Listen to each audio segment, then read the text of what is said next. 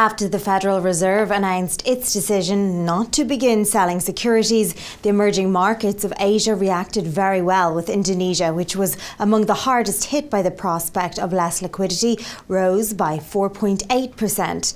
The Australian market over 1% and the Philippine market over 3%. Hong Kong has been up almost 20% since the end of June. I'm joined on the line now by Maria Laura Lanzeni, Director and Head of Emerging Markets at Deutsche Bank Research. Maria, in your opinion, is this rebound likely to last, or is this just a flash in the pan? I think that what we will continue to see probably is volatility in these currencies. First of all, because that has been the historical norm for most of the emerging market currencies, including those that you mentioned. So it's difficult to say whether there will be ups or downs at what particular point. Of course, as Deutsche Bank, we have a forecast, but in the sense of providing some orientation.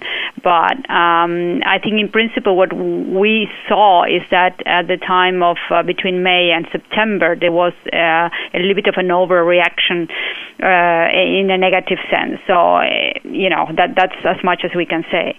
Some economists have estimated that China's economy will double in 5 years to $16 trillion, about the same size of the US economy currently. Do you think that this is likely?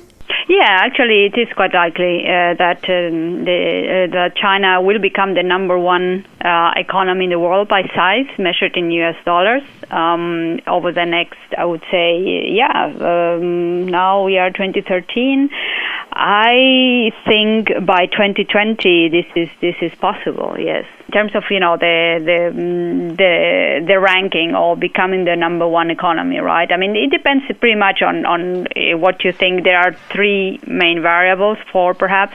One is the GDP growth that you expect for China and for the US. The second is the exchange rate, and the third one is the inflation rate between those economies. So, you can play around, so to speak, with the forecast and come up with a 1 year,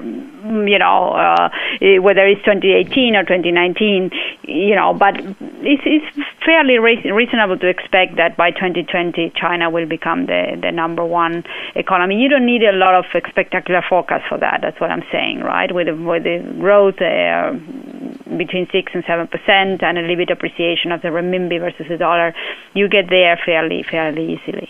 One survey has shown that China's economy slowed this quarter as growth in manufacturing and transportation weakened. This private survey was in contrast with official signs of an expansion pickup. Are you surprised by this? We continue to expect actually a pickup in growth from, that Q2 was really the bottom, and now for Q3 and Q4 and into 2014 we will see higher rates of growth for China. So in that sense, there are indicators coming in and out showing different things, but so far we have kept to our focus of an increase in growth in China for this year and especially for next year. Maria, thank you very much for that, and thank you for joining us today. And that's all we have time for now, but do check back later for further updates and interviews from the TV team. Bye for now.